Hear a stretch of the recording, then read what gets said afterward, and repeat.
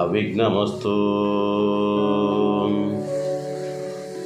കൂജന്തം രാമ രാമേതി മധുരം മധുരാക്ഷരം ആരുഹ്യ കവിതാശാഖ വന്ദേ വാൽമീകി കോകിലം. ആപദാമപഹർത്താരം ദാതാരം സർവസമ്പദാം ലോകാഭിരാമം ശ്രീരാമം ഭൂയോ ഭൂയോ നമാമ്യഹം. പ്രിയ കുടുംബാംഗങ്ങളെ, രാമായണ യാത്രയുടെ 30ാമത് ഭാഗമാണ് നമുക്ക് ഇന്നിവിടെ മനനം ചെയ്യേണ്ടതായിട്ടുള്ളത്. ഇപ്പം കഴിഞ്ഞ ഭാഗത്ത് നമ്മൾ പ്രത്യേകം പറഞ്ഞത് എന്താണെന്ന് വെച്ചാൽ, എവിടെ നിർത്തിയതെന്ന് വെച്ചാൽ, ശ്രീരാമചന്ദ്രൻ വനത്തിലേക്ക് പോകാനുള്ള തയ്യാറെടുപ്പോടുകൂടി അമ്മയായ കൗസല്യയുടെ അരികിലേക്ക് വരുന്നതായിട്ടാണ് നമ്മൾ നിർത്തിയത്. ആ അവസരത്തിൽ മകൻ്റെ മുഖമൊക്കെ ക്ഷീണം പിടിച്ചതുപോലുള്ള മുഖം കണ്ടപ്പോൾ ആ അമ്മ മകനോട് ചോദിക്കുകയാണ്, എന്താണ് മകനെ നിൻ്റെ മുഖം ഇങ്ങനെ വാടിയിട്ടുണ്ടല്ലോ, വിശപ്പുണ്ടോ, അങ്ങനെയാണെങ്കിൽ ഭക്ഷണം കഴിക്കാം എന്നൊക്കെ പറഞ്ഞിടത്താണ് നമ്മൾ നിർത്തിയിട്ടുള്ളത്. ഇനി ഇവിടുന്ന് അങ്ങോട്ട് എന്തുള്ളതാണെന്നാണ് നമ്മൾ നോക്കേണ്ടത്. വന്ന ശോകത്തെ അടക്കി രഘുവരൻ തന്നുടെ മാതാവിനോടരുളി ചെയ്തു, ഇപ്പോൾ ഭുജിപ്പാൻ അവസരമില്ലമ്മേ, ക്ഷിപ്രമാരണ്യവാസത്തിനു പോകണം. ഭക്ഷണം കഴിക്കാൻ വേണ്ടി കഴിക്കാൻ മോനെ, ഞാൻ ഭക്ഷണം എടുക്കാം എന്ന് പറയുന്ന അവസരത്തിൽ ഈ ശ്രീരാമചന്ദ്രൻ വളരെ വിഷമത്തോടു കൂടി പറയുകയാണ്. എന്താണ് വിഷമം എന്ന് നമ്മൾ ചിന്തിക്കണം. കാരണം ഇവിടെ നാരായണൻ്റെ ജന്മമാണെങ്കിൽ പോലും ഒരു മനുഷ്യൻ്റെതായ എല്ലാ ചേഷ്ടതകളും ചെയ്യണമെന്ന് ഞാൻ കഴിഞ്ഞ പ്രാവശ്യം പറഞ്ഞിട്ടുണ്ട്. ഇത് തന്നെയാണ് സീതാദേവിയെ അപഹരിച്ചു കൊണ്ടുപോയ സമയത്ത് ശ്രീരാമചന്ദ്രൻ അവിടെ പറയുന്നുമുണ്ട്. ഒരു മനുഷ്യനായി പിറന്നാൽ അല്ലെങ്കിൽ ആ മനുഷ്യൻ്റെതായ ചേഷ്ടകൾ നമ്മൾ കാണിക്കണം. ഒരു ചെറിയ ആൾക്കാരുണ്ട്, ഒരു പോലീസുകാരനായി കഴിഞ്ഞാൽ ആ കാക്കി എടുത്ത് ഇട്ട് കഴിഞ്ഞാൽ അത് നീതി നിർവഹണത്തിന് അവിടെ ബന്ധുക്കളാണോ സ്വന്തം മക്കളാണോ എന്ന് പോലും നോക്കില്ല. അത് അത്തരത്തിൽ നീതി നടപ്പാക്കുന്ന ആൾക്കാരുണ്ട്. ഒരു അധ്യാപകനാണെങ്കിൽ വിദ്യാലയത്തിലെത്തിക്കഴിഞ്ഞാൽ അവിടെ തൻ്റെ മകനുണ്ടെങ്കിൽ മറ്റു കുട്ടികളെയും ഇവരെയും വേറിട്ട് കാണാതെ എല്ലാവരും ഒരുപോലെയാണ്, ഞാൻ അധ്യാപകനാണ്, എല്ലാവരും ഒരുപോലെ കാണണമെന്ന് ചിന്തിക്കുന്ന ആൾക്കാരുണ്ട്. അതുപോലെ ഒരു മന്ത്രിയായി കഴിഞ്ഞാൽ തൻ്റെ കുടുംബമാണോ മറ്റുള്ളവരുടെ കുടുംബമാണോ വേറെ വേറെ എന്ന് കാണിക്കുന്നതില്ല. ആ മന്ത്രിയായി കഴിഞ്ഞാൽ പിന്നീട് എല്ലാവരും ഒരുപോലെയാണ്. അതാണ് ഇവിടെ മനുഷ്യൻ്റെ രൂപത്തിലും ഭാവത്തിലും ഇവിടെ ഭഗവാൻ അവതാരമെടുത്തപ്പോൾ ആ മനുഷ്യൻ്റെതായ ചേഷ്ടതകൾ ഇവിടെ കാണിക്കുകയാണ് ചെയ്യുന്നത് എന്ന് വേണം മനസ്സിലാക്കാൻ. അപ്പോഴാണ് പറയുന്നത്, അമ്മേ, വളരെ വിഷമത്തോടു കൂടി ശ്രീ രാമചന്ദ്രൻ പറയുകയാണ്, ഇപ്പോൾ ഭക്ഷണം കഴിക്കാനൊന്നും സമയമില്ല, എനിക്ക് എത്രയും പെട്ടെന്ന് വനത്തിലേക്ക് പോകണം എന്ന്. എന്താ കാരണം? മുൽപ്പാടു കേകയ പുത്രിയാമമ്മയ്ക്കു മൽപിത 2 വരം കൊടുത്തിടിനാൻ, ഒന്നു വരദനെ വാഴിക്കയെന്നതും എന്നെ വനത്തിനയക്കുന്നു മറ്റേതും. മനസ്സിലായില്ലേ? 2 വരം കൊടുത്തിട്ടുണ്ടായിരുന്നു പോലും പണ്ട്. ആർക്ക്? കൈകേയി ആയിട്ടുള്ള അമ്മയ്ക്ക് അച്ഛൻ കൊടുത്തിട്ടുണ്ട്. ആ വരം ഇപ്പോൾ വേണമെന്ന് ആവശ്യപ്പെട്ടുകൊണ്ട് ഇന്നലെ കൈകേയി അമ്മ അച്ഛനോട് ചോദിച്ചു. അച്ഛന് കൊടുക്കാതിരിക്കാൻ പറ്റില്ല, പണ്ടേ വാക്ക് പറഞ്ഞതാണ്. അതിലൊന്ന് വരദനെ രാജാവാക്കണമെന്നാണ്. കഴിഞ്ഞ ദിവസം എന്നെ രാജാവാക്കാൻ വേണ്ടി എല്ലാം തീരുമാനിച്ച് എൻ്റെ കാര്യങ്ങളെല്ലാം ചെയ്തു. പക്ഷേ ഇന്നലെയാണ് അമ്മ പറയുന്നത് പറ്റില്ല, ഭരതനെ രാജാവാക്കണമെന്ന് പറഞ്ഞിട്ടുണ്ട്. മറ്റൊന്ന് എന്നെ വനത്തിലേക്ക് അയക്കണം എന്നുള്ളതാണ്. അപ്പോൾ ഈ ഒരു വരം ചോദിച്ചു കഴിഞ്ഞാൽ അമ്മയോടാണ് ചോദിച്ചത്. അച്ഛന് നടപ്പിലാക്കാൻ കഴിഞ്ഞില്ലെങ്കിൽ അത് ചെയ്യേണ്ട ഉത്തരവാദിത്തം എനിക്കാണ്. അതുകൊണ്ട് ഞാനിതാ വനത്തിലേക്ക് പോകാൻ തയ്യാറാവുകയാണ്. തത്ര 14 സംവത്സരം വസിച്ചത്ര വന്നിടുവൻ, പിന്നെ ഞാൻ വൈകാതെ സന്താപമേതും മനസ്സിലുണ്ടാകാതെ സന്തുഷ്ടയായി വസിച്ചിടുക മാതാവും. 14 വർഷമാണ് വനത്തിൽ ഞാൻ വസിക്കുക. അപ്പോൾ വളരെ പെട്ടെന്ന് 14 വർഷം അങ്ങോട്ട് കടന്നു പോകും. അതിനുശേഷം ഞാൻ എത്രയും പെട്ടെന്ന് തിരിച്ചെത്തും. അമ്മയ്ക്കൊരു വിഷമവും ഉണ്ടാവണ്ട, അതുകൊണ്ട് സന്തോഷത്തോടുകൂടി അമ്മ കഴിഞ്ഞാലും എന്നാണ് ഇവിടെ പറയുന്നത്. നമ്മൾ ചിന്തിക്കേണ്ടത് നമ്മുടെ കുടുംബത്തിലും ഏതെങ്കിലും ശ്രേഷ്ഠമായ കർമ്മം നടക്കണം എന്നുണ്ട് അല്ലെങ്കിൽ നടക്കാനുള്ള പദ്ധതികളൊക്കെ തയ്യാറാക്കുമ്പോൾ നമ്മുടെ ജീവിതത്തിലാവാം, നമ്മുടെ കുടുംബത്തിലാവാം, എപ്പോഴാവാം, അതിനൊക്കെ തന്നെ നമ്മൾ എപ്പോഴും ചിന്തിച്ച് ചെയ്യേണ്ട ഒരു കാര്യമുണ്ട്. നിങ്ങൾ ഏത് കർമ്മം ചെയ്തോളും, ഒരു ഗൃഹപ്രവേശനമാവട്ടെ, ഒരു അല്ല ഈ ഒരു വിവാഹമാവട്ടെ, പിന്നെ അതിൽ ഒരു പുതിയൊരു സംരംഭം തുടങ്ങുന്നു, ഒരു തൊഴിൽ തുടങ്ങുന്നു, ഒരു ബിസിനസ് തുടങ്ങുന്നു, അല്ലെങ്കിൽ വേറെ എന്തെങ്കിലും ഒരു വിദ്യാഭ്യാസത്തിന് വേണ്ടി മക്കൾക്ക് വേണ്ടി നോക്കുന്നു, ഒക്കെ നമുക്ക് ചില തടസ്സങ്ങൾ ഉണ്ടാകും. പലതരത്തിലെ തടസ്സങ്ങൾ ഉണ്ടാകും എന്നുള്ളൊരു വിശ്വാസത്തോടു കൂടി വേണം നിങ്ങൾ ആ കർമ്മത്തിലേക്ക് കാലെടുത്ത് വെക്കാൻ. എന്തുകൊണ്ടാണ് തടസ്സം ഉണ്ടാകും എന്ന് വിശ്വസിക്കാൻ പറയാൻ കാരണം അഥവാ ഒരു തടസ്സമുണ്ടെങ്കിൽ അതിൽ നിന്നും എങ്ങനെ നമ്മൾ അതിനെ അതിജീവിച്ച് മുന്നോട്ട് പോകണമെന്നുള്ള തയ്യാറെടുപ്പ് നമുക്കുണ്ടാവണം. ഉദാഹരണം പറയുകയാണെങ്കിൽ നമുക്ക് ഒരു വിവാഹം നടത്താൻ വേണ്ടി തീരുമാനിച്ച് വീട്ടിൽ നിന്നാണ് നടത്തേണ്ടത്. അപ്പോൾ എല്ലാം അനുകൂലമാണെന്ന് നമ്മൾ ചിന്തിക്കരുത്. പ്രതികൂലമായിട്ട് ചിലപ്പോഴായിരിക്കും ഇടിവെട്ട് മഴ വരിക. ഇടിവെട്ട് മഴ വരുന്നുണ്ടെങ്കിൽ നമ്മൾ അതിനനുസരിച്ച് പന്തൽ മുൻകൂട്ടി കാണണ്ടേ? അയ്യോ മഴയൊന്നും ഇല്ല, നമ്മൾ അത് പ്രതീക്ഷിക്കാണ്ടാണ് നമ്മൾ ചെയ്തെന്നിരിക്കട്ടെ, കല്യാണത്തിന് വന്നു പന്തലിന് താലി കെട്ടുന്ന സമയത്ത് ചിലപ്പോൾ പന്തൽ തന്നെ മഴയും കാറ്റും കൊണ്ട് തകർന്നു പോയേക്കാം. അപ്പോൾ അത് പ്രതികൂലമായിട്ടൊരു അവസ്ഥ വരും. അപ്പോഴെന്താണ്, അതിനനുസരിച്ച് നമ്മൾ മുൻകൂട്ടിയിട്ട് ആ പന്തൽ മഴയല്ല കാറ്റല്ല എന്ത് വന്നാലും അതിനെ തരണം ചെയ്യാനുള്ള കരുത്തുള്ള രീതിയിൽ അതിന് തയ്യാറെടുക്കണം. അതുപോലെ തന്നെയാണ് ഇതിൻ്റെ ആഭരണങ്ങൾ, കുട്ടിക്ക് വേണ്ടുന്ന ആഭരണങ്ങളൊക്കെ നമ്മൾ സംഭരിച്ച് വെച്ചിട്ടുണ്ടാവാം കല്യാണത്തിന് വേണ്ടുന്നത്, അത് മോഷണം പോകാനുള്ള സാധ്യതയുണ്ട്. അങ്ങനെ ഏതെങ്കിലും തരത്തിലുള്ള പ്രതിസന്ധികൾ നമുക്ക് പലതരത്തിൽ വന്നേക്കാം. മനുഷ്യരിൽ നിന്നാവട്ടെ, ജീവികളിൽ നിന്നാവട്ടെ, പ്രകൃതിയിൽ നിന്നാവട്ടെ, ഇതൊക്കെ നമ്മുടെ ജീവിതത്തിൽ ഉണ്ടാകുമ്പോൾ അതിനനുസരിച്ച് അപ്പോൾ ഈ സ്വർണം മോഷണം പോകുമെന്നുണ്ടെങ്കിൽ നമ്മൾ കിടക്കുന്ന മുറിയിൽ അത് സുരക്ഷിതമായിട്ട് എന്തൊക്കെയാണ് ചെയ്യേണ്ടതെന്ന് നോക്കി തയ്യാറാക്കി വേണം അത് ചെയ്യാൻ വേണ്ടി. കല്യാണ വീട്ടിലാകുമ്പോൾ അവിടെ സ്വർണ്ണങ്ങൾ ഉണ്ടാകും, അത് മോഷ്ടിക്കാൻ വേണ്ടി ചില ആൾക്കാർ ബന്ധുജനങ്ങൾ തന്നെ നമ്മുടെ അരികിലേക്ക് വന്നുകൂടായികയില്ല. അപ്പോൾ ഇതൊക്കെ നമ്മൾ പ്രതീക്ഷിക്കണം. അപ്പോൾ അതാണ് ഈ ഒരു കാര്യത്തിൽ. കാരണം വെച്ചാൽ ശ്രീരാമൻ്റെ പട്ടാഭിഷേകത്തിൻ്റെ സമയത്ത് ഇവിടെ വന്നിരിക്കുന്ന പ്രതിസന്ധി എന്താണ്? കൈകൈയുടെ ആ 2 വരമാണ്. ഇതുപോലെ നമ്മൾക്കും ഉണ്ടാകും എന്ന് നമ്മൾ ചിന്തിച്ചിട്ട് അതിനനുസരിച്ച് തയ്യാറെടുക്കണം. രാമായണത്തിലുള്ള ഓരോ വാക്കുകളും അല്ലെങ്കിൽ ഓരോ വരികളിലും ഇങ്ങനെ പല അമൂല്യമായ വസ്തുക്കളും ഒളിഞ്ഞു കിടപ്പുണ്ടെന്ന് നമ്മൾ മനസ്സിലാക്കുക. ശ്രീരാമവാക്യം ഏവം കേട്ടു കൗസല്യ പാരിൽ മോഹിച്ചു വീണിടിനാളാകുലാൽ പിന്നെ മോഹം തീർന്നിരുന്നു ദുഃഖാർണവം തന്നിൽ മുഴുകി കരഞ്ഞുടൻ തന്നുടെ നന്ദനൻ തന്നോടു ചൊല്ലിനാൾ ഇന്നു നീ കാനനത്തിന്നു പോയിടുകിൽ എന്നെയും കൊണ്ടുപോകേണം മടിയാതെ നിന്നെ പിരിഞ്ഞാൽ ക്ഷണാർദ്ധം പൊറുക്കുമോ ദണ്ഡകാരണ്യത്തിനാശു നീ പോകിൽ ഞാൻ ദണ്ഡകാരാലയത്തിന്നു പോയിടുവൻ പൈതലെ വേർവിട്ടുപോയ പശുവിനുള്ളാതി പറഞ്ഞറിയിച്ചിടരുതല്ലോ നാടുവാഴേണം വരദനെന്നാകിൽ നീ കാടുവാഴേണമെന്നുണ്ടോ വിധി മതം എന്തു പിഴച്ചതു കൈകേയിയോടു നീ ചിന്തിക്ക പൂവനോടും കുമാരഫല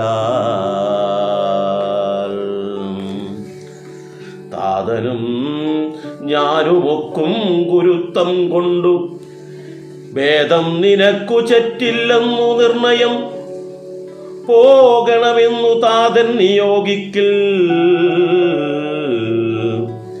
ഞാൻ പോകരുതെന്നു ചെറുക്കുന്നതുണ്ടല്ലോ. ഇവിടെ ശ്രീരാമന്റെ ആ വാക്ക് കേട്ടപ്പോൾ, ഏത് വാക്ക്? വനത്തിലേക്ക് പോകാൻ വേണ്ടിയിട്ട് അച്ഛൻ കൽപ്പിച്ചിട്ടുണ്ട്, അല്ലെങ്കിൽ അച്ഛനോട് അമ്മ പറഞ്ഞിട്ടുണ്ട്, അതുകൊണ്ട് പോകേണ്ടി വരുമെന്ന് പറഞ്ഞപ്പോൾ പെട്ടെന്ന് ഒരമ്മ, ഏതൊരമ്മയായാലും ആ ഉള്ളിലുള്ള മാതൃഹൃദയം തേങ്ങും. അതുതന്നെയാണ് ഇവിടെയും സംഭവിച്ചിട്ടുള്ളത്. അതുകൊണ്ട് തന്നെ ആ വാക്ക് കേട്ടപ്പോൾ ഈ പറയുന്ന കൗസല്യ മാതാവാണ് ബോധരഹിതയായി വീണുപോയി എന്നാണ് പറയുന്നത്. അത് ഒരമ്മയ്ക്ക് ആ വേദന പറഞ്ഞറിയാൻ അത് അമ്മയ്ക്ക് മാത്രമേ മനസ്സിലാവുള്ളൂ. സാധാരണക്കാരായ ആൾക്കാർ ഇത് കേൾക്കുമ്പോൾ പോലും അത് മനസ്സിലാക്കണമെന്നില്ല. കാരണം ഒരു നിമിഷം പോലും പിരിഞ്ഞു നിൽക്കാൻ പറ്റാത്ത അത്ര അടുപ്പമാണ് മക്കളായിട്ട് അമ്മമാർക്ക് ഉണ്ടാവുക. എന്ന് വെച്ചാൽ അങ്ങനെയായിരുന്നു അമ്മയ്ക്കും മക്കളും തമ്മിലുള്ള സ്നേഹബന്ധങ്ങളും. അമ്മയ്ക്ക് മക്കളോട് മാത്രമല്ല, മക്കളിൽ നിന്നും തിരിച്ചു കിട്ടുന്നതും അത്തരത്തിലാണെങ്കിൽ അവരെ പിരിയുക എന്നുള്ളത് വളരെ വളരെ വിഷമമുള്ള കാര്യമാണ്. അതെല്ലാം മക്കൾ തെമ്മാടിയും താന്തോനിയും കള്ളുകുടിയനും പെണ്ണുപിടിയനും കുടുംബത്തിൽ കലഹം ഉണ്ടാക്കുന്നതും ഒക്കെ ആയിട്ട് ആളാന്നിരിക്കട്ടെ, അങ്ങനെയുള്ള ഒരാൾ മരിച്ചു നിറഞ്ഞാൽ പോലും ചില അമ്മമാർക്ക് വിഷമം ഉണ്ടാവില്ല. കാരണം എന്താ, ഒരു ശല്യം ഒഴിവായി എന്ന് ചിന്തിക്കും. എന്നാലും ആ ഹൃദയം തേങ്ങും. ആ ഹൃദയം ഉള്ളിൽ നിന്നും തേങ്ങും. പുറത്ത് പ്രകടമാക്കിയിട്ടെങ്കിലും ആ ഉള്ളിൽ അവർക്കൊരു വിഷമം ഉണ്ടാവും. അപ്പോൾ ഇവിടെ എന്താ, ശ്രീരാമനും അമ്മമാരും നമ്മൾ അത്ര ബന്ധാണ്. ഒരു നിമിഷം പോലും ഈ മകനെ കാണാതിരിക്കാൻ. കാരണം ഇവിടെ അമ്മമാരെ കാര്യം അവിടെ നിൽക്കട്ടെ, ഈ ശ്രീരാമനെ രാജാവാക്കുന്നു എന്ന് പറഞ്ഞപ്പോൾ പൊതുജനങ്ങൾ അവിടെ എത്തിയത് കണ്ടിട്ടില്ലേ? അപ്പോൾ അവിടെയുള്ള എല്ലാ ജനങ്ങളും, പൗരജനങ്ങളായിട്ടുള്ള മുഴുവൻ ആൾക്കാർക്കും ശ്രീരാമൻ എന്ന് പറയുന്ന ഒരു വികാരമാണ്. അപ്പോൾ ആ ശ്രീരാമനെ ഒരു നിമിഷം കാണുക എന്നുള്ളത് തന്നെ അവർക്ക് എന്തെന്നില്ലാത്തൊരു ആഹ്ലാദമായിരുന്നു, ആനന്ദമായിരുന്നു. ആ ശ്രീരാമനെയാണ് ഇവിടുന്ന് വിട്ടു പോകേണ്ടി വരുന്നത്. ആർക്ക്? ഈ അമ്മമാർക്ക്. അപ്പോൾ ആ സ്വന്തം നാട്ടുകാർക്ക്, അല്ലെങ്കിൽ സുഹൃജനങ്ങൾ, അല്ലെങ്കിൽ ബന്ധുജനങ്ങൾ, അല്ലെങ്കിൽ പൗരജനങ്ങൾ, നാട്ടുകാരായ ആൾക്കാർ, അവർക്ക് പോലും ശ്രീരാമനോട് അത്രയേറെ ബന്ധമുണ്ടെങ്കിൽ ആ അച്ഛൻ്റെയും അമ്മയുടെയും സ്നേഹബന്ധം എന്തായിരിക്കുമെന്ന് നമ്മൾ മനസ്സിലാക്കണം. അപ്പോൾ അവിടെ നിന്നും അത് ഒരു ഹൃദയം പറിച്ചെടുത്തിട്ട് പോകുന്നത് പോലെയാണ് ഇവിടെ തോന്നുന്നത്. അതുകൊണ്ട് തന്നെ ഈ വാക്ക് കേട്ടപ്പോൾ കൗസല്യ മാതാവ് അവിടെ ദുഃഖം സഹിക്കാൻ പറ്റാതെ മോഹാലസ്യപ്പെട്ട് വീണു എന്നാണ് പറയുന്നത്. പിന്നെ അത് മോഹം തീർന്ന് എഴുന്നേറ്റപ്പോൾ പിന്നീട് കരച്ചിലായി. എന്നിട്ട് പറയാണ്, നീ അഥവാ വനത്തിലേക്ക് പോകുന്നുണ്ടെങ്കിൽ ഞാനും വരുന്നു. നീ പോയിക്കോളൂ, പക്ഷെ എന്നെയും കൊണ്ടുപോകണം. നിന്നെ പിരിഞ്ഞിട്ട് നിൽക്കാൻ അര നിമിഷം പോലും എനിക്ക് പറ്റില്ല. അഥവാ നീ പോകുമ്പോൾ എന്നെ കൊണ്ടുപോയിട്ടില്ല എങ്കിൽ ഈ നിമിഷം ഞാൻ ഇവിടുന്ന് മരണപ്പെട്ട് കളയും, അല്ലെങ്കിൽ ഞാൻ മരിച്ചു പോകും എന്നാണ് പറയുന്നത്. അല്ലെങ്കിൽ ഞാൻ ആത്മഹത്യ ചെയ്യും എന്ന വിധത്തിലാണ് പറയുന്നത്. എന്നിട്ട് പറയാണ്, ഒരു മുല കുടിക്കുന്ന പശുക്കിടാവ്, ആ പശുക്കിടാവിനെ കാണാതായി കഴിഞ്ഞാൽ ആ അമ്മയ്ക്കുള്ളൊരു വിഷമം അത് മറ്റൊരു ജീവിക്കും ഇല്ലാത്തതാണ്. അവിടെ പശുവിനെ കാണിക്കുന്നത്. പശുവിനെ വെറുതെയല്ല ഗോമാതാവ് എന്ന് പറയുന്നത്. ആ മുല കുടിക്കേണ്ട സമയത്ത് ആ കുട്ടി വന്നില്ല എങ്കിൽ ആ അമ്മ പശു ഇങ്ങനെ പരക്കം പായും. അത് പറഞ്ഞറിയിക്കാൻ പറ്റും. ഞാൻ നിരവധി തവണ കണ്ടിട്ടുള്ള ഒരു ഇതായതുകൊണ്ട് നിങ്ങളും പലരും കണ്ടു കാണും. അതുകൊണ്ടാണ് ഇവിടെ ആ എഴുത്തച്ഛൻ വളരെ കൃത്യമായി പറയുന്നത്, പൈതലെ വേർവിട്ടു പോയ പശുവിനുള്ളാദി പറഞ്ഞറിയിച്ചിടരുതല്ലോ. ആ പശുവിനുള്ള ആദി വിഷമം അതേപോലെയാണ് ഈ അമ്മയ്ക്കും ഉള്ളത് എന്ന് പറയുന്നു.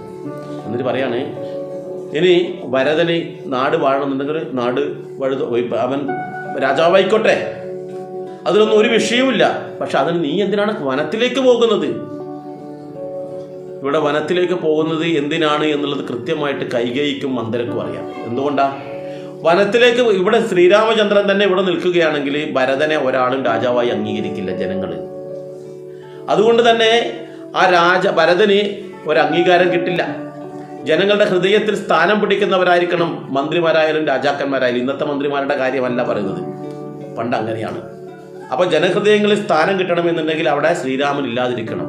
അങ്ങനെയായാൽ മാത്രമേ ഭരതന് അവിടെ സ്ഥാനം കിട്ടുകയുള്ളൂ എന്നൊരു ചിന്തയാണ് ഭരതത്തിലേക്ക് അയക്കാനുള്ള കാരണം.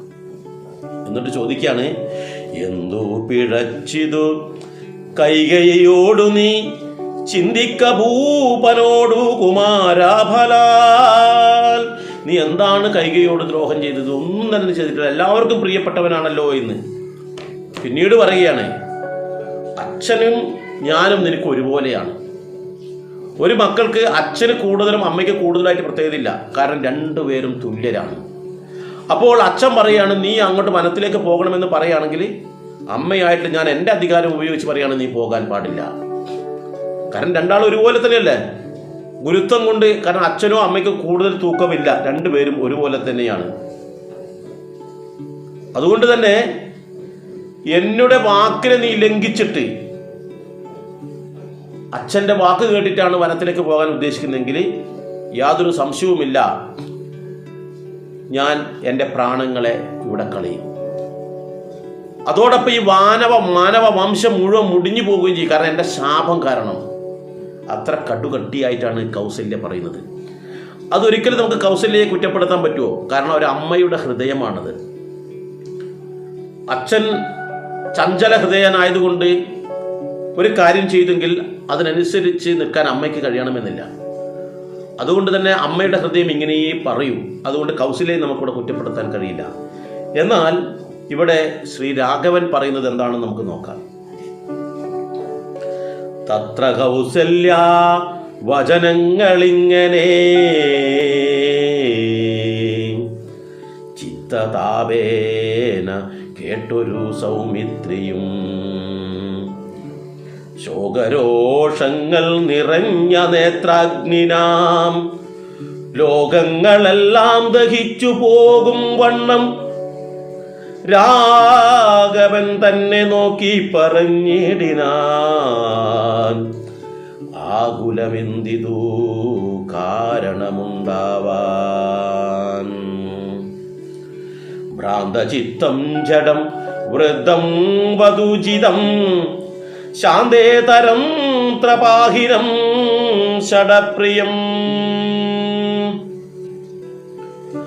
ബന്ധിച്ചു താതനെയും പിന്നെ ഞാൻ പരിപന്തികളായുള്ളവരെയുമൊക്കവേ അന്തകൻ വീട്ടിനയച്ചഭിഷേകം ഒരന്തരം കൂടാതെ സാധിച്ചുകൊള്ളുവൻ. ബന്ധമില്ലേതും ഇതിന്നു ശോകിപ്പതിൻ അന്തർമുദാ വസിച്ചിടുക മാതാവേ, ആര്യപുത്രാഭിഷേകം കഴിച്ചിടുവാൻ ശൗര്യം എനിക്കതിനുണ്ടെന്നു നിർണയം. ഇവിടെ ലക്ഷ്മണൻ ഇത് കേട്ടു. കാരണം എന്താ? ശ്രീരാമനോടൊപ്പം ഏതവസരത്തിലും നിഴല് പോലെ സഞ്ചരിക്കുന്നവനാണ് ലക്ഷ്മണൻ. അപ്പൊ ആ ലക്ഷ്മണൻ ശ്രീരാമനും രണ്ട് തരത്തിലുള്ള സ്വഭാവക്കാരനാണ്. ശ്രീരാമചന്ദ്രൻ ശാന്ത സ്വഭാവിയാണ്, സമചിത്തനാണ്. എന്നാൽ ലക്ഷ്മണൻ അങ്ങനെയല്ല, എടുത്തു ചാടി സംസാരിക്കുന്ന ആളാണ്. എടുത്തു ചാടി സംസാരിക്കുന്നതല്ല, മുമ്പും മുമ്പും നോക്കാതെ പ്രവർത്തിക്കുന്നവനുമാണ്. ഇവിടെ ഒരു തത്വം ഒളിഞ്ഞു കിടപ്പുണ്ട്. ഇത് പറഞ്ഞതിന് ശേഷം ആ തത്വത്തിലേക്ക് വരാം. ഇവിടെ ഈ ലക്ഷ്മണൻ പറയുന്നത് എന്താണെന്നറിയോ? ഇത് നമ്മൾ കാര്യാക്കേണ്ടതില്ല. അച്ഛന് വയസ്സായപ്പോൾ അദ്ദേഹം പിച്ചും പേയും പറയുന്നതായിട്ട് കണക്കാക്കിയാൽ മതി. ലക്ഷ്മണൻ കോപം കൊണ്ട് ജ്വലിച്ചും കൊണ്ടാണ് പറയുന്നത്, കോപാഗ്നി. കാരണം ഞാൻ പറഞ്ഞു ലക്ഷ്മണന്റെ സ്വഭാവം വേറെയാണ് എന്ന്. അപ്പൊ ഇതിൽ ദുഃഖിക്കാൻ യാതൊരു അവകാശമില്ല, നമ്മൾ ദുഃഖിക്കേണ്ട ഒരു ആവശ്യവുമില്ല. അച്ഛൻ ഒരു പെൺകോന്തരെ പോലെയാണ്, ശ്രീജിതനാണ്, ലജ്ജയില്ലാത്തവനാണ് എന്നൊക്കെയാണ് പറയുന്നത്. അതുകൊണ്ട് തന്നെ അച്ഛനെ ഞാൻ ബന്ധിച്ചിട്ട് തടവറയിലാക്കാം. അപ്പൊ അച്ഛനോട് അനുകൂലമായി നിൽക്കുന്ന നമ്മുടെ ശത്രുക്കളെയെല്ലാം ഞാൻ വധിച്ചിട്ട് ഒരു താമസവും കൂടാതെ അഭിഷേകം ഞാൻ നടത്തിത്തരാം. അമ്മ ഒട്ടും വിഷമിക്കേണ്ട, അമ്മ സന്തോഷവതിയായിരിക്കൂ. ഈ ജ്യേഷ്ഠന്റെ അഭിഷേകം നടത്താനുള്ള ശൗര്യം എനിക്കുണ്ട്. വൃത്തികേട് കാണിക്കുന്നത് അല്ലെങ്കിൽ അർഹതയില്ലാത്ത പ്രവർത്തനം ചെയ്യുന്നത് ആചാര്യനായാൽ പോലും അവരെ ശാസിക്കാം എന്നാണ് പറയുന്നത് എന്നാണ് ലക്ഷ്മണന്റെ വാദം. അപ്പോൾ ആ ലക്ഷ്മണൻ അവിടെ കോപം കൊണ്ട് ജ്വലിക്കുകയാണ്. തൻ്റെ ജ്യേഷ്ഠന് ഇത്തരത്തിൽ വനത്തിലേക്ക് തള്ളിവിട്ടതുകൊണ്ട്, അവിടെ രാജ്യഭാരം പോയതുകൊണ്ടല്ല, വനത്തിലേക്ക് തള്ളിവിട്ടതുകൊണ്ട്. അതെങ്ങനെയാണ്? ഒരു സ്ത്രീയുടെ വാക്ക് കേട്ടിട്ട് കാര്യഗൗരവത്തിൽ തീരുമാനമെടുക്കേണ്ടെന്ന ഒരു രാജാവ് ചെയ്ത ഒരു വൃത്തികേട് കണ്ടിട്ടാണ് ഇവിടെ ജ്വലിച്ചത്. നമ്മളും നമ്മുടെ കുടുംബത്തിലെ ആരുടെയും ഒരു വാക്ക് കേട്ടിട്ട് എടുത്തു ചാടിയിട്ടൊരു കാര്യവും ചെയ്യരുത് എന്ന് നമുക്ക് നേരത്തെ പറഞ്ഞു. ഇവിടെ ദശരഥനെ പോലെ ഒരിക്കലും നമ്മൾ ആകാൻ പാടില്ല എന്നും കഴിഞ്ഞ അധ്യായത്തിൽ നമ്മൾ മനസ്സിലാക്കിയിട്ടുണ്ട്. എന്തുകൊണ്ടാണ് ദശരഥനെ പോലെ ആകാൻ പാടില്ല എന്ന് പറയാൻ കാരണം സ്ത്രീ വാക്ക്, ആർക്കെങ്കിലും എന്തെങ്കിലും നമ്മൾ വാക്ക് കൊടുത്തു കഴിഞ്ഞാൽ അത് അന്നേരം പാലിക്കണം, പിന്നത്തേക്ക് വെക്കരുത് എന്ന് പറഞ്ഞിട്ടുണ്ട്. 2 വരം നമ്മൾ തരാമെന്ന് പണ്ടെപ്പോഴോ പറഞ്ഞതിൻ്റെ പേരിലാണ് ഇനി ഈ പ്രശ്നം വന്നത്. അതുകൊണ്ട് രണ്ടാമത് ആർക്കും വാക്ക് കൊടുക്കുമ്പോൾ മുമ്പും നോക്കാതെ വാക്ക് കൊടുക്കരുത്. ഇവിടെ മുമ്പും നോക്കാതെയാണ്. അവൾ ദേഷ്യപ്പെട്ട് സങ്കടപ്പെട്ട് ക്രോധാലയത്തിൽ കടന്നപ്പോൾ ഈ പറയുന്ന ദശരഥൻ അവിടെ പോവുകയും ആ അവസ്ഥ കണ്ട് സങ്കടം സഹിക്കാതെ നിനക്ക് എന്ത് വേണമെങ്കിലും ഞാൻ ചെയ്തു തരാമെന്ന് പറയുന്നുണ്ടല്ലേ. അത് സത്യം ചെയ്ത് ശ്രീരാമനാണ് സത്യം, നീ പറഞ്ഞോളൂ, എന്താണ് നിന്റെ ആവശ്യം, ഞാൻ പറഞ്ഞോളൂ, അത് അമ്പിളി മാമനെ കൊണ്ടുതരണോ, കൊണ്ടുതരാം, സൂര്യബിംബം പിടിച്ചു കൊണ്ടുതരണോ, അത് കൊണ്ടുതരാം, ശ്രീരാമനാണ് സത്യം എന്നാണ് പറഞ്ഞത്. നമ്മൾ ഒരിക്കലും ഇങ്ങനെ മുമ്പും പിമ്പും നോക്കാതെ വാക്ക് കൊടുക്കരുത്. വാക്ക് കൊടുത്തു കഴിഞ്ഞാൽ അത് പാലിക്കണം. അപ്പോൾ ഒരാളുടെ സ്വഭാവം നമ്മൾ മനസ്സിലാക്കണം. സ്വഭാവം മാത്രമല്ല, ഏതൊരാളുടെയും സ്വഭാവം ഏത് നിമിഷവും മാറാം. അതുകൊണ്ട് തന്നെ നമ്മൾ മുമ്പും നോക്കാതെ വാക്ക് കൊടുക്കരുത്. ദശരഥനെ പോലെ ആകരുത്. രാമായണത്തിൽ നമുക്ക് വളരെ ശ്രേഷ്ഠമായ കാര്യങ്ങളാണ് കിട്ടുന്നത്. എല്ലാവരും വിചാരിക്കുന്നത് എന്താണെന്നറിയോ, രാമായണം എന്താപ്പം, അത് ശ്രീരാമനും സീതയും കൂടിയിട്ട് വനത്തിൽ താമസിക്കുമ്പോൾ രാവണൻ പിടിച്ചുകൊണ്ട് പോയി ശ്രീരാമനെ അവരും അവിടെ പോയിട്ട് രാവണനെ കൊന്നിട്ട് സീതയെ തിരിച്ചു കൊണ്ടു, തീർന്നു. ഇതാ രാമായണം. എന്നാൽ അതല്ല രാമായണം. രാമന്റെ അയനമാണ്. രാമന്റെ ജീവിത യാത്രയിലുണ്ടായ സംഭവ വികാസങ്ങൾ നമ്മുടെ ജീവിതവുമായി ബന്ധപ്പെടുത്തി നമ്മൾ പഠിച്ച് അത് ജീവിതത്തിൽ പകർത്തണമെന്നുള്ളതാണ് രാമായണം എന്നാകുന്നത്. അപ്പോൾ ഇവിടെ ഇത് കാണുമ്പോഴാണ് ലക്ഷ്മണൻ കോപം കൊണ്ട് ജ്വലിച്ച് ലക്ഷ്മണൻ പറഞ്ഞ വാക്കുകൾ നമ്മൾ ശ്രദ്ധിക്കണം. എന്താണ്? സ്ത്രീജിതനായിട്ടുള്ള, അതായത് സ്ത്രീ കോന്തനായിട്ടുള്ള, പെൺകോന്തനായിട്ടുള്ള, ഒരു ലജ്ജയുമില്ലാത്ത വൃദ്ധനായിട്ടുള്ള അദ്ദേഹം പിച്ചും പേയും പറയുന്നത് നമ്മൾ കാര്യഗൗരവത്തിലെടുക്കണ്ട. അദ്ദേഹത്തെ പിടിച്ച് നമുക്ക് തടവറയിലിടാം. എന്നിട്ട് അദ്ദേഹത്തിനോട് അനുകൂലിക്കുന്ന ആരെങ്കിലും അവരെ ഞാൻ കൊന്നു കളഞ്ഞിട്ട് ഈ രാജ്യാഭിഷേകം നമുക്ക് നടത്താം എന്നാണ് ലക്ഷ്മണൻ പറയുന്നത്. എന്നാൽ ശ്രീരാമൻ സമചിത്തനാണ്, ശാന്തനാണ്, വളരെ ലാഘവത്തോടു കൂടി ആ വിഷയത്തെ കൈകാര്യം ചെയ്യുന്നു. ഇത് നമ്മുടെ ഉള്ളിലുള്ളതാണ്. ഈ നമ്മുടെ ഉള്ളിൽ ശ്രീരാമനും ഉണ്ട്, ലക്ഷ്മണനും ഉണ്ട്. നമ്മൾ ലക്ഷ്മണനെ പോലെയാണ് നമ്മൾ പെരുമാറുന്നതെങ്കിൽ നമ്മുടെ ജീവിതം അബദ്ധത്തിൽ കൊണ്ടുപോയി പല കുഴിയിലേക്കും ചെന്ന് ചാടും. മുമ്പും പിമ്പും നോക്കാത്ത പ്രവർത്തനമാണ് ലക്ഷ്മണൻ ഇവിടെ ചെയ്തത്. ലക്ഷ്മണൻ്റെ സംസാരം മനസ്സിലായല്ലോ. ഇത് നമുക്കില്ലേ? നമ്മൾ എന്തെങ്കിലും കാര്യങ്ങൾ ചെയ്യുമ്പോൾ മുമ്പും പിമ്പും നോക്കാതെ എടുത്ത് ചാടി സംസാരിക്കാറില്ലേ? ആരെങ്കിലും എന്തെങ്കിലും നമ്മളോട് ചോദിക്കാൻ വേണ്ടി വന്നു, ചിലപ്പോൾ ഒരു പ്രശ്നം ഉണ്ടാക്കാൻ ഒരാൾ വന്നു, നമ്മൾ എടുത്ത് ചാടി പറയരുത്. നമ്മൾ വളരെ സാവധാനത്തിൽ അവരുടെ വിഷയങ്ങളെല്ലാം കേൾക്കാനുള്ള ക്ഷമ നമുക്ക് വേണം. ശ്രീരാമനെ പോലെ ആ ക്ഷമയോടുകൂടി നമ്മൾ അതെല്ലാം കേട്ടതിന് ശേഷം അവരെ ശാന്തരാക്കുകയാണ് ആദ്യം ചെയ്യേണ്ടത്. ഇവിടെ ശ്രീരാമൻ പല അവസരങ്ങളിൽ ലക്ഷ്മണനോട് അങ്ങനെ പറഞ്ഞു കൊടുക്കുന്നുണ്ട്. അങ്ങനെ ശാന്തമാക്കുന്ന വിധത്തിൽ അഭിപ്രായം പറയണം. അതിപ്പോൾ നടക്കും. ഇവിടെ ശ്രീരാമൻ പറഞ്ഞു കൊടുക്കുന്നുണ്ട്. ഈ ഒരു ഭാവമാണ് നമുക്ക് വേണ്ടത്. ഏത്? ശ്രീരാമൻ്റെ ശാന്തഭാവം. നമ്മളോട് അരികിലേക്ക് വരുന്ന ഓരോ പ്രശ്നങ്ങളെയും നമ്മൾ ശാന്തതയോട് ക്ഷമയോടുകൂടി കൈകാര്യം ചെയ്യണം. അതോടൊപ്പം നമ്മളുടെ തന്നെ ഒരു ഭാവമാണ് പൊട്ടിത്തെറിച്ചിട്ട് ക്ഷോഭം കൊണ്ട് വിറക്കുന്ന ഒരു സ്വഭാവം, മുമ്പും നോക്കാതെ പ്രവർത്തിക്കുന്ന സ്വഭാവം. അപ്പോൾ ലക്ഷ്മണനും ശ്രീരാമനും ഒക്കെ നമ്മുടെ ഉള്ളിലാണ്. ഇതിലേതാണ് നമ്മൾ സ്വീകരിക്കേണ്ടത് നമ്മൾ തീരുമാനം എടുക്കണം. വീടുകളിൽ ഈ ഭർത്താവ് എന്തെങ്കിലും ചെയ്യുന്നത് കാണും, നമ്മൾ ഉടനെ ലക്ഷ്മണനാവരുത്. മക്കൾ എന്തെങ്കിലും ചെയ്യുന്നത് കാണും, ലക്ഷ്മണനാവരുത്. മകൻ്റെ ഭാര്യ, അച്ഛനോ അമ്മയോ സഹോദരങ്ങളോ അയൽവാസികളോ ഈ അവസരത്തിൽ നമ്മൾ ലക്ഷ്മണനാകരുത്. അതേപോലെ തന്നെ ഭർത്താക്കന്മാരായ ആൾക്കാരും കുട്ടികളും ചിന്തിക്കേണ്ടത് അച്ഛനോ അമ്മയോ സഹോദരങ്ങളോ അല്ലെങ്കിൽ അധ്യാപകന്മാരോ ആരെങ്കിലും ഇതുപോലെ ലക്ഷ്മണനെ പോലെ നമ്മുടെ അല്ലെങ്കിൽ എന്തെങ്കിലും വിഷയവുമായിട്ട് നമ്മളുടെ അരികിലേക്ക് വരുമ്പോൾ നമ്മൾ ഇതുപോലെ ലക്ഷ്മണനെ പോലെ പെരുമാറരുത്. നമ്മൾ ശ്രീരാമനെ പോലെ ശാന്തതയോടുകൂടി എല്ലാം അവർക്ക് പറയാനുള്ളതെല്ലാം നമ്മൾ കേട്ട് ശാന്തമായ ഭാവത്തിൽ അവരുടെ കൂടി മനസ്സ്, വരുന്ന ആളുടെ കൂടി മനസ്സ് ശാന്തമാക്കിയിട്ട് വേണം സംസാരിക്കാൻ. എടുത്ത് ചാടി പറയുന്നത്. അവർ ക്ഷോഭിച്ച് നിൽക്കുന്നതാണെങ്കിൽ അവരോട് നമ്മൾ ഒരിക്കലും സംസാരിക്കാൻ പോലും നിൽക്കരുത് എന്നുള്ളതാണ് യാഥാർത്ഥ്യം. കാരണം ഒരു പഴഞ്ചൊല്ല് പറയാറുണ്ട്, വെട്ടാൻ വരുന്ന അല്ലെങ്കിൽ കുത്താൻ വരുന്ന പോത്തിനോട് വേദം ഓതരുത് എന്ന്. കാരണം അത് കുത്താൻ വേണ്ടി വരികയാണ്, നമ്മൾ രക്ഷപ്പെടാതെ വേണ്ടത്.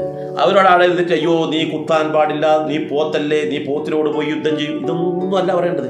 നമ്മൾ മാറി നിന്നോടുക, അല്ലെങ്കിൽ അത് വന്നിട്ട് നമ്മൾ ഇടിച്ച് തെറിപ്പിക്കും. ഇതാണ് ആരാണോ വരുന്നത് അവരെ നമ്മൾ നയപരമായി കൈകാര്യം ചെയ്യണമെന്ന് ഇവിടെ പറഞ്ഞിരുന്നു. എന്താണ് ഇനി ഇവിടെ നടക്കാൻ പോകുന്നത് നമുക്ക് നോക്കാം. ശ്രീ ലക്ഷ്മണൻ പറഞ്ഞല്ലോ, മന്ദഹാസം ചെയ്തു മന്ദേതരം ചെന്നു നന്ദിച്ചു ഗാഠമായി ആലിംഗനം ചെയ്തു. സുന്ദരൻ ഇന്ദിരാ മന്ദിരവത്സനാമാനന്ദ സ്വരൂപൻ ഇന്ദിരാ വിഗ്രഹൻ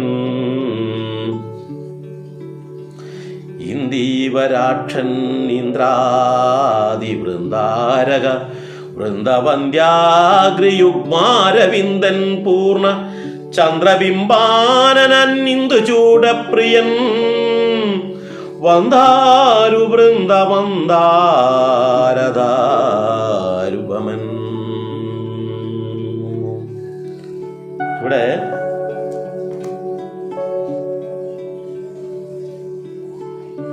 ശ്രീരാമൻ ആ വിഷയത്തെ എങ്ങനെ കൈകാര്യം ചെയ്തു എന്നുള്ളത് നമ്മളെപ്പോഴും ജീവിതത്തിൽ പഠിക്കേണ്ടതാണ്. വെറുതെ രാമായണം കേട്ട് പോകേണ്ടതല്ല. വളരെ കൃത്യമായിട്ട് ഇവിടെ ചെയ്യുന്നത് നമുക്ക് ശ്രീരാമൻ ചെയ്യുന്നതെന്നറിയോ? ലക്ഷ്മണൻ കോപാന്തകനായിട്ട് അച്ഛനെ വരെ വധിക്കാൻ തയ്യാറായി നിൽക്കുന്ന അവസ്ഥയാണ്. അച്ഛനെ വധിക്കുക എന്നല്ല അവിടെ ഉദ്ദേശിച്ചാൽ അച്ഛനെ തടവറയിലാക്കുക. അച്ഛനെ തടവറയിലാക്കുക എന്ന് പറഞ്ഞാൽ അച്ഛൻ്റെ സ്വാതന്ത്ര്യത്തെ വധിക്കുക എന്നുള്ളതാണ് ഇവിടെ പറയുന്നത്. അപ്പം അത്തരത്തിൽ പോലും ചെയ്യാൻ തയ്യാറായി നിൽക്കുന്ന ആ ലക്ഷ്മണനെ ശ്രീരാമൻ എങ്ങനെയാണ് കൈകാര്യം ചെയ്തത് നോക്കാം. ഇവിടെ പറഞ്ഞിരിക്കുന്നതെന്ന് വെച്ചാൽ ചിരിച്ചുകൊണ്ട്, മന്ദഹസിച്ചും കൊണ്ടാണ് പറയുന്നത്. മന്ദഹാസം ചെയ്തു മന്ദേതരം ചെന്നനന്ദിച്ചു. മന്ദേതരം വളരെ സാവധാനത്തിൽ പുഞ്ചിരിച്ചുകൊണ്ട് ഈ ലക്ഷ്മണന്റെ അരികിലേക്ക് വന്നിട്ട് ആ ലക്ഷ്മണനെ ചേർത്ത് പിടിച്ച് ആലിംഗനം ചെയ്തു, ആശ്ലേഷിച്ചു. ചെഞ്ചോട് ചേർത്ത് പിടിച്ചിട്ട് ഈ ലക്ഷ്മണന്റെ മനസ്സിൽ ഇങ്ങനെ കോപം കൊണ്ട് ജ്വലിക്കുക. അവനെ ചേർത്ത് പിടിച്ച് ആലിംഗനം ചെയ്യുന്നു, അവനെ ആശ്വസിപ്പിക്കുന്നു, അവനെ അടക്കുന്നു, അവന്റെ വികാരത്തെ ഉള്ളിലേക്ക് തട്ടി ഒതുക്കുകയാണ് ചെയ്യുന്നത്. നമ്മൾ പുറത്ത് സാവധാനം ഇങ്ങനെ തട്ടിക്കൊടുക്കും. ദുഃഖം വരുന്ന ഒരാളാണെന്നിരിക്കട്ടെ, അവരെ നമ്മൾ ചേർത്ത് പിടിച്ചിട്ട് നെഞ്ചോട് ചേർത്ത് പിടിച്ചിട്ട് ആ പുറത്ത് ഇങ്ങനെ അല്പം തട്ടിക്കൊടുക്കുമ്പോൾ അവർക്കൊരു ആശ്വാസം ഉണ്ടാകും. അതുപോലെ ശ്രീരാമചന്ദ്രൻ ചെയ്യുകയാണ്. എന്നിട്ട് നെഞ്ചോട് ചേർത്ത് പിടിച്ചിട്ട് അവർ മന്ദഹാസത്തോടു കൂടി കാര്യങ്ങൾ പറയുന്നു. എന്തു പറയുന്നു എന്നുള്ളത് വളരെ ശ്രദ്ധിച്ച് കേൾക്കണം. ഈ കാര്യം പറയുന്നിടത്ത് നമുക്ക് 5-ാമത്തെ ദിവസത്തെ പാഠഭാഗം അവിടെ തീരുവാണ്. 5-ാമത്തെ ദിവസത്തെ നമ്മൾ 5-ാമത്തെ ദിവസമല്ല, ശരിക്കും പറഞ്ഞാൽ നമ്മൾ കർക്കിടക മാസത്തിൽ പാരായണം ചെയ്തില്ലേ, അതിൽ 5-ാമത്തെ ദിവസം ഇവിടെ നിർത്തുന്നതായിരിക്കും ഉചിതം. എന്നാൽ കൃത്യമായിട്ട് നമുക്ക് ഭാഗം വായിച്ചു പോകാൻ പറ്റുന്ന അർത്ഥം. ഇവിടെ നമ്മൾ ചിന്തിക്കേണ്ട ഒരു കാര്യം പ്രധാനമായിട്ട് ഞാൻ നേരത്തെ പറഞ്ഞിടത്തൊക്കെ തന്നെ പോവുകയാണ്. എന്താണെന്ന് വെച്ചാൽ എല്ലാ പ്രശ്നങ്ങളെയും അതിജീവിക്കാൻ, നമ്മുടെ കുടുംബത്തിലുണ്ടാകുന്നതായാലും പുറത്തുള്ളതായാലും ഏതൊരു വിഷയത്തെയും ഉത്തമനായ ഒരു പുരുഷൻ എന്ന് പറഞ്ഞാൽ സ്ത്രീയും പുരുഷനും വേറല്ല, അത് ഈശ്വരീയമായ ഒരു അംശത്തെ പറയാണ്. ഒരാൾ പുരുഷൻ എന്ന് പറഞ്ഞാൽ ശ്രേഷ്ഠൻ അല്ലെങ്കിൽ ശ്രേഷ്ഠതയുള്ള, അത് സ്ത്രീ ആയാലും വേണ്ടില്ല, കൈകാര്യം ചെയ്യേണ്ടത് ഈ വിധത്തിലാണ്. കുടുംബ പ്രശ്നങ്ങളുണ്ട്, രണ്ടുപേര് തമ്മിലുള്ള കുടുംബ പ്രശ്നങ്ങളുണ്ട്. കുടുംബ പ്രശ്നം ഉണ്ടെങ്കിൽ അതിലും ആ ക്ഷോഭിക്കുന്ന ആൾക്കാരെ സമാധാനിപ്പിച്ച് ശാന്തനായ ആൾക്കാരോട് കൂട്ടിയോജിപ്പിച്ചിട്ട് നയപരമായ രീതിയിൽ കൈകാര്യം ചെയ്യുകയാണെങ്കിൽ എത്ര വലിയ കുടുംബ പ്രശ്നവും ഇല്ലാതെയാക്കാൻ പറ്റും. മദ്യപിച്ചിട്ട് നമ്മുടെ കുടുംബത്തിൽ പ്രശ്നം ഉണ്ടാക്കാൻ വരുന്ന ഒരാളാണ്. ഇപ്പം മദ്യപിച്ചിട്ട് എങ്ങനെ പ്രശ്നം ഉണ്ടാക്കുന്നത്? ഇപ്പം ഭർത്താവും ഭാര്യയും ഒക്കെ ഉള്ള ഒരു കുടുംബം, അതിൽ ഭർത്താവ് എപ്പോഴും മദ്യപിച്ചിട്ട് വരുന്നതായിരിക്കട്ടെ. മദ്യപിച്ച് വരുമ്പോൾ തന്നെ ഭർത്താവിൻ്റെ വരവ് കാണുമ്പോൾ തന്നെ ഭാര്യയ്ക്ക് ഇങ്ങനെ വരും, ഇന്നും വരുന്നുണ്ട് കുട്ടിച്ച് കൂത്താടിയിട്ട്, ഇന്നും നമുക്കിവിടെ സ്വസ്ഥത ഉണ്ടാവില്ല, കിട്ടുന്ന കാശ് മുഴുവൻ കള്ളും കുടിച്ച് തീർത്താൽ മതി, കുട്ടികളുടെ പഠിപ്പിൻ്റെ കാര്യം ചിന്തിക്കണ്ട, വീട്ടിലെങ്ങനെ അടുപ്പ് പുകയിൽ ചിന്തിക്കണ്ട എന്നൊക്കെ പറഞ്ഞിട്ട് ഈ അമ്മ അവരുടെ വിഷമം പറയും, പൊട്ടിത്തെറിച്ചും കൊണ്ടാണ് പറയുന്നത് വരുമ്പോൾ തന്നെ. അപ്പോഴാണ് അയാൾ പറഞ്ഞു, എൻ്റെ അച്ഛൻ്റെ പൈസേനെ കൊണ്ടാണ് ഞാൻ കുടിക്കുന്നത്. ചോദിക്കൂല്ലേ പല ആൾക്കാരും, ഞാൻ പണിയെടുത്ത പൈസ ഞാൻ എന്തും ചെയ്യും, ഇതൊക്കെ പറയും. എന്താ ഒരു ഗുണം? ആ സ്ത്രീ അങ്ങനെ കുറേ കാര്യങ്ങൾ പറയും. അതിന് നേരെ എതിർത്തിട്ട് വളരെ മോശമായ രീതിയിൽ ഭർത്താവിൻ്റെ അടുത്ത് പറയും. അങ്ങോട്ടും ഇങ്ങോട്ടും വാക്തർക്കം ഉണ്ടാവും. അതിൽ ആരെങ്കിലും അടി വാങ്ങിക്കും അല്ലെങ്കിൽ അടിക്കൊടുക്കും. അത് കണ്ട് കുട്ടികളാകെ വയന്ന് വിഹ്വലരായി നിൽക്കും. ഇത് കണ്ടിട്ട് ആ കുട്ടികൾ വളരുന്നത്. എങ്ങനെയായിരിക്കും ആ കുട്ടികളുടെ അവസ്ഥ? ആ അവസരത്തിൽ എൻ്റെ സഹോദരിമാരോട് പറയാനുള്ളൊരു കാര്യം എന്താണെന്ന് വെച്ചാൽ, ഇങ്ങനെ മദ്യപിച്ച് വരുന്ന ആൾക്കാരുണ്ടെന്നിരിക്കട്ടെ, അവരോട് കുത്താൻ വരുന്ന പോത്തിനോട് വേദമോതരുത്. അവരിങ്ങനെ മോങ്ങാനിരിക്കുന്ന പട്ടിയുടെ തലയിൽ തേങ്ങ വീണ പോലെ മോങ്ങാൻ പിടിക്കുന്ന കാത്തേക്ക് എന്തെങ്കിലും കാര്യം കിട്ടാൻ വേണ്ടി ആ സമയത്താണ് തേങ്ങ വീഴുന്നത്. അപ്പം കിട്ടി മോങ്ങി. അവരോട് സംസാരിക്കാൻ നിൽക്കരുത്. എങ്ങനെ പെരുമാറണം ഒന്നും പറയണ്ട, പക്ഷെ അവരോട് കുശുമ്പ് പിടിക്കരുത്, ദേഷ്യപ്പെടരുത്. സ്നേഹത്തോടു കൂടി അവർക്ക് നമ്മൾ വീട്ടിലേക്ക് ഇതാക്കുന്നത്, അവർക്ക് കുളിക്കാനുള്ള തോർത്തെടുത്ത് കൊടുക്കുക. സാധാരണ ഇതിൽ കവിഞ്ഞ് നമ്മൾ നല്ല രീതിയിൽ സ്നേഹത്തോടു കൂടി അവരോട് പെരുമാറുക. അവർക്ക് നമ്മളോടൊന്നും മേക്കിട്ട് കയറാനില്ല. എന്താ കാരണം കിട്ടണം? ചിലപ്പോൾ അവർ പറയും, എന്താണ് ശീലാവതിക്ക് ഇന്നൊരു പ്രത്യേകത, ഇതുവരെ ഇങ്ങനെയല്ലല്ലോ, ഇന്ന് എന്ത് പറ്റി എന്നൊക്കെ ചോദിക്കും. അപ്പോഴൊക്കെ ചിരിച്ചുകൊണ്ട് അതിനെ ലാഘവത്തോടും അങ്ങ് തള്ളിക്കളയാം.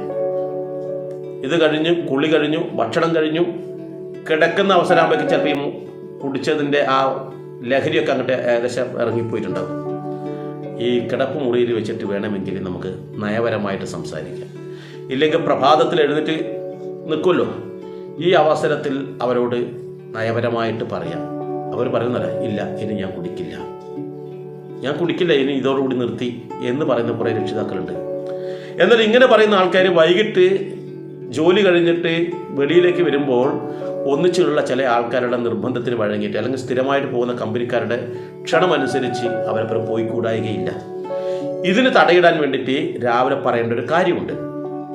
അവർ നമ്മുടെ പരിധിയിലായി എന്ന് കണ്ടു കഴിഞ്ഞാൽ നമ്മൾ പറയേണ്ട ഒരു കാര്യം എന്താണെന്ന് വെച്ചാൽ, ഈശ്വര വിശ്വാസികളാണോ അല്ലയോ എന്നല്ല, നമുക്ക് ഇന്ന് ക്ഷേത്രത്തിൽ പോകണമെന്നുണ്ട്, ഇന്ന് അപ്പോൾ ഒരു വഴിപാടുണ്ട്, അല്ലെങ്കിൽ ഇന്ന് കുറേ ആയി വിചാരിക്കും നാളെ നിങ്ങളും കൂടി ഒന്നിച്ച് വരണം, ജോലി കഴിഞ്ഞ് നിങ്ങൾ പെട്ടെന്ന് വരണം എന്ന് പറഞ്ഞാൽ, നമ്മുടെ വിശ്വാസപ്രകാരം ഒരുവിധം ആൾക്കാരൊക്കെ തന്നെ മദ്യം കുടിച്ചിട്ട് ക്ഷേത്രത്തിൽ പോകാൻ തയ്യാറാകാറില്ല, പോകൂല, വിശ്വാസികൾ ഒരിക്കലും പോകില്ല. അപ്പോഴെന്താവും, ഈ പറയുന്ന ആള് അന്നത്തെ ദിവസം മദ്യപിക്കാണ്ട് വന്നു പോയോ, നിങ്ങളെ നയപരമായ പെരുമാറ്റമാണ്, നിങ്ങൾ അന്ന് രക്ഷപ്പെട്ടു. അന്ന് നിങ്ങൾ പറയുന്നത് നോക്കൂ, നിങ്ങൾ ഇന്ന് ആ മദ്യപിക്കാണ്ട് വന്നപ്പോൾ ഇന്ന് നമ്മുടെ കുടുംബത്തിൽ എനിക്ക് എന്തൊരു സന്തോഷം ഉണ്ടറിയോ, നിങ്ങളെ എപ്പോഴും ഇങ്ങനെ കാണാനാണ് എനിക്ക് ആഗ്രഹം. ഇപ്പോഴാണ് നിങ്ങൾ യഥാർത്ഥത്തിൽ ഒരു പുരുഷൻ്റെ ഒരു ഭാവവും മട്ടും കാര്യങ്ങളൊക്കെ വന്നിട്ടുള്ളത്. അവർ നമ്മൾ പരമാവധി പുകഴ്ത്തി സംസാരിക്കുക. ഇതൊക്കെ എന്തിനറിയോ, നമ്മുടെ കുടുംബത്തിൻ്റെ നന്മയ്ക്ക് വേണ്ടിയിട്ടാണ്. ഇന്ന് നിങ്ങൾ കുടിക്കാതെ വന്നുകൊണ്ട് ഇന്ന് പണിയെടുത്ത പൈസ അതേപടി നമുക്ക് മിച്ചം വെക്കാൻ പറ്റി. ഈ മിച്ചം വെച്ച പൈസ കൊണ്ട് നമുക്ക് എന്തൊക്കെ കാര്യങ്ങൾ ചെയ്യാൻ പറ്റും. ഓരോ ദിവസവും ഇങ്ങനെയാണെങ്കിൽ നമ്മൾ എല്ലാ കഷ്ടപ്പാടുകളും തീർന്ന് നമ്മൾ മറ്റുള്ളവരെക്കാളും മികച്ച രീതിയിൽ ജീവിതം മുന്നോട്ട് കൊണ്ടുപോകാൻ പറ്റില്ലേ? പിറ്റേത്തെ ദിവസം വേറെന്തെങ്കിലും കാര്യം പറഞ്ഞിട്ട് വേണം അവരെ നേരത്തെ എത്തിക്കാൻ. പരമാവധി ഈശ്വരീയമായ കാര്യത്തിലേക്ക് പോകുമ്പോൾ ഇത് ചെയ്യില്ല. അത് നിങ്ങളുടെ നയപരമായ പ്രവർത്തനം മൂലം നമുക്കവരെ നമ്മുടെ കൈപ്പിടിയിലേക്ക് കൊണ്ടുവരാൻ പറ്റും. ഇതാണ് നമ്മൾ ചെയ്യേണ്ടത്. അതാണ് ശ്രീരാമചന്ദ്രൻ.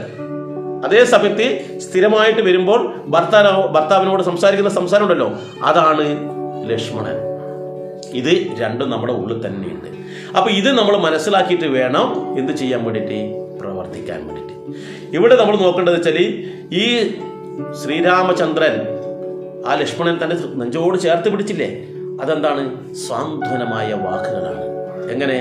ഇവിടെ ഞാൻ നേരത്തെ പറഞ്ഞു, ഭർത്താവ് മദ്യപിച്ച് വരുന്നുണ്ടെങ്കിൽ അവരോട് ഏത് വിധത്തിൽ പെരുമാറണം. ശ്രീരാമചന്ദ്രൻ ലക്ഷ്മണനെ നെഞ്ചോട് ചേർത്തതുപോലെ ആ വരുന്ന വ്യക്തിയെ ഹൃദയത്തോട് ചേർത്ത് നല്ല രീതിയിൽ നിങ്ങൾ സംസാരിക്കാൻ പറ്റുമോ? അവിടെ ശ്രീരാമനായിട്ട് നിങ്ങൾ പെരുമാറുകയാണെങ്കിൽ അവിടെ കലഹം, ആ ദിവസത്തെ കലഹം നിങ്ങൾക്കില്ലാതെയായി. ആ ദിവസം ചട്ടിയോ കലവോ പൊട്ടിക്കുന്നത് ഇല്ലാതെയായി. ചിലപ്പം ദേഷ്യം കൊണ്ട് അവർ നമ്മുടെ മുതുകത്ത് താളം പിടിക്കുന്നത് ഇല്ലാതെയായി. അവിടെ നമ്മൾ നയപരമായി പെരുമാറുന്നു. പിറ്റേ ദിവസമാണ് എന്ത് ചെയ്യുന്നത്, ഈ ഹൃദയത്തോട് ചേർത്ത് പിടിച്ചതിന് ശേഷം എന്ത് ചെയ്യുന്നു, ശ്രീരാമചന്ദ്രൻ ലക്ഷ്മണനെ ഉപദേശിക്കുന്നുണ്ട്. അതാണ് ലക്ഷ്മണോപദേശം എന്ന് പറയുന്ന ഭാഗം നമുക്കിനി ചെയ്യാനുള്ളത്. അതാണ് നിങ്ങൾ പിറ്റേ ദിവസം വീട്ടിൽ ഭർത്താവിനോട് രാവിലെ സ്നേഹപൂർവ്വം ഞാൻ നേരത്തെ പറഞ്ഞ പോലുള്ള കാര്യങ്ങൾ പറയേണ്ടത്. അങ്ങനെ അവരെ നയപരമായിട്ട് നമ്മുടെ കുടുംബത്തിൻ്റെ ഐശ്വര്യത്തിനായിട്ട് ആ ഭർത്താവിനെ ഉപയോഗിക്കാൻ, അല്ലെങ്കിൽ നമുക്ക് ഇത്രയും കാലം ശത്രുവായിട്ട് നമ്മുടെ കുടുംബത്തിൽ നിന്ന് അവരെ മിത്രമാക്കി നെഞ്ചോട് ചേർത്ത് പിടിക്കാൻ നമുക്ക് കഴിയണം. അത് ആണ് ഈ ശ്രീരാമനിലൂടെ നമ്മൾ കാണുന്നത്. ഈ ശ്രീരാമൻ നമ്മുടെ ഉള്ളിലുണ്ട്, ലക്ഷ്മണൻ നമ്മുടെ ഉള്ളിലുണ്ട്, മന്ദര നമ്മുടെ ഉള്ളിലുണ്ട്, കൈകേയി നമ്മുടെ ഉള്ളിലുണ്ട്, ദശരഥൻ നമ്മുടെ ഉള്ളിലുണ്ട്. ഇതെല്ലാം നമ്മുടെ ഉള്ളിലുള്ള വികാരങ്ങളാണ്. അതാണ് ഞാൻ നേരത്തെ ദശരഥനെ നമ്മൾ ഇല്ലായ്മ ചെയ്തു, മന്ദരയെ നമ്മൾ ഇല്ലായ്മ ചെയ്തു, കൈകേയെ ഇല്ലായ്മ ചെയ്തു. ഇനി ലക്ഷ്മണനെ കൂടി നമുക്ക് ഇല്ലായ്മ ചെയ്യേണ്ടതുണ്ട്. പക്ഷെ ഈ കാര്യങ്ങളെല്ലാം ഈ ആൾക്കാരൊക്കെ നമ്മുടെ ഇടയിൽ വേണം. ഈ കൈകയും ഇതൊക്കെ നമ്മുടെ ഉള്ളിൽ ഉണ്ടാവണം. കാരണം ചില സമയത്ത് നമുക്ക് അവരെ പുറത്തേക്ക് എടുക്കേണ്ടതായി വരും. ഇപ്പോൾ നമുക്ക് വേണ്ടത് ശ്രീരാമനെയാണ്. ഇങ്ങനെയുള്ള പ്രശ്നങ്ങളെല്ലാം വരുമ്പോൾ നമ്മൾ ഈ ശ്രീരാമന്മാരായി തീരണം എന്നാണ് ഞാൻ പറഞ്ഞു വരുന്നത്. ഏതായാലും അടുത്ത ഭാഗം നമുക്ക് അടുത്ത ദിവസത്തിലൂടെ എന്താണ് ഈ ലക്ഷ്മണനെ ശ്രീരാമചന്ദ്രൻ ഉപദേശിക്കുന്നത് എന്നുള്ളത് നോക്കാം. വളരെ കടുപ്പമായിട്ടുള്ള വാക്കാണത്. ശരിക്കും പറഞ്ഞാൽ നല്ലൊരു ഭഗവത്ഗീതയാണ് അവിടെ വരുന്നത്. ഭഗവത്ഗീത തന്നെയാണത്. ലക്ഷ്മണന് ശ്രീരാമൻ ഉപദേശിക്കുന്ന ഗീത, ശ്രീരാമഗീത എന്ന് വേണമെങ്കിൽ നമുക്കതിനെ പറയാം. അപ്പോൾ ആ ഭാഗമാണ് ഇനി നമുക്ക് അടുത്ത ദിവസം നോക്കേണ്ടത്. കുറച്ച് കടുപ്പമുള്ള ഭാഗമാണ്, ശ്രദ്ധിക്കുക. ഏതായാലും നമ്മളെന്ത് വേണമെന്നറിയാം, ഈ രാമായണത്തിൻ്റെ സന്ദേശം നമ്മൾ പരമാവധി ആൾക്കാരിലേക്ക് എത്തിക്കാൻ നമുക്ക് കഴിയണം. പരമാവധി ആൾക്കാരിലേക്ക്. അതിനെന്ത് വേണം, നിങ്ങളിത് പരമാവധി ആൾക്കാരിലേക്ക് അയച്ചു കൊടുക്കുക, പരമാവധി കുടുംബിനികൾക്ക് അയച്ചു കൊടുക്കുക. അതോടൊപ്പം ഈ ഇതിലെ തത്വങ്ങൾ അവരിലേക്കും എത്തട്ടെ. അതോടൊപ്പം നിങ്ങൾ ഈ ചാനൽ ഇതുവരെ സബ്സ്ക്രൈബ് ചെയ്യാത്തവരാണെങ്കിൽ നിങ്ങൾ നിർബന്ധമായിട്ട് സബ്സ്ക്രൈബ് ചെയ്യുക. അതുകൊണ്ടാണ് തുടർന്നുള്ള ഭാഗങ്ങൾ നിങ്ങൾക്ക് കൃത്യമായിട്ട് ലഭിക്കുന്നതിന് വേണ്ടിയാണ് സബ്സ്ക്രൈബ് ചെയ്യാൻ വേണ്ടി പറയുന്നത്. അപ്പോൾ സബ്സ്ക്രൈബ് എന്ന് പറയുമ്പോൾ ചിലപ്പോൾ അറിയണമെന്നില്ല. അതുകൊണ്ടാണ് പറയുന്നത്, ഞാൻ ഈ സംസാരിക്കുന്ന സ്ക്രീൻ നിങ്ങൾ കാണുന്നുണ്ടല്ലോ ഫോണിൻ്റെ അകത്ത്, അപ്പോൾ അതിന് തൊട്ട് താഴെ സബ്സ്ക്രൈബ് എന്ന് ഇംഗ്ലീഷിൽ എഴുതിയിട്ട് അവിടെ ഒന്ന് തൊടണം. കൈ കൊണ്ട് വല്ല വിരലുകൊണ്ട് അവിടെ തൊട്ട് കൊടുക്കുകയും വേണ്ടു. അത് തൊട്ട് കൊടുക്കുമ്പോൾ അതിനോടൊപ്പം തന്നെ ഒരു മണിയുടെ ചിത്രം നിങ്ങൾക്ക് അവിടെ തെളിഞ്ഞു വരും. അതും കൂടി തൊട്ട് കൊടുക്കുക, മതി. ഇനി നിങ്ങൾക്ക് ഒരു തവണ ചെയ്ത ആൾക്കാർ പിന്നെ ചെയ്യരുതേ. ഇനി നിങ്ങൾക്ക് എന്ത് വേണം, ഞാനിവിടെ ഇടുന്ന എല്ലാ ക്ലാസ്സുകളും നിങ്ങൾക്ക് കൃത്യമായിട്ട് നിങ്ങൾക്ക് മെസ്സേജ് ആയിട്ട് വരും. നിങ്ങൾക്ക് അത്യാവശ്യം ചിലപ്പോൾ നിങ്ങൾക്കിത് ഒരു ദിവസത്തിൽ കിട്ടിയില്ലെങ്കിലും നിങ്ങൾക്ക് മെസ്സേജ് വരുമ്പോൾ നിങ്ങൾക്കത് നിങ്ങളുടെ ഇഷ്ടത്തിന് കാണാൻ പറ്റും. ആ മെസ്സേജ് വരുമ്പോൾ അതിന് തൊട്ട് കൊടുക്കുകയും വേണ്ടു. ഇതാ രാമായണ യാത്ര വന്നിട്ടുണ്ടെന്ന് പറയുമ്പോൾ നിങ്ങൾക്ക് അത് തൊട്ട് കൊടുക്കുക. തൊട്ട് കൊടുക്കുമ്പോൾ എന്തായി അത് നിങ്ങൾ ഇതുപോലെ വരും, നിങ്ങൾക്ക് കാണാം, നിങ്ങളുടെ സമയത്തിനനുസരിച്ച് കാണാം. ഏതായാലും അടുത്ത ഭാഗം അടുത്ത ദിവസം കൊണ്ടുവരാം. എല്ലാവർക്കും നന്ദി, നമസ്കാരം.